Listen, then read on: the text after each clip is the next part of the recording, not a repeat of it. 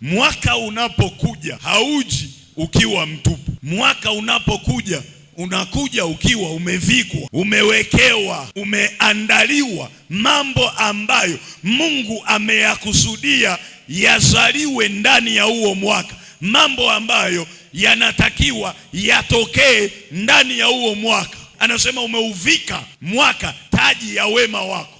Mapito ya huo mwaka yanadondoza unono. Mwaka unapoingia unakuja umevalishwa. Umevalishwa nini? Taji ya wema wa Mungu. Mungu huwa anaonyesha mwisho tangu mwanzo, na utukufu unakuja baada ya kazi. Utukufu hauji tu hivi hivi. Utukufu unakuja baada ya kitu fulani kufanyika kufunua huo utukufu. Mungu anapotupa majira yanayoitwa mwaka, ndani ya ule mwaka anabebesha hatima ya ule mwaka.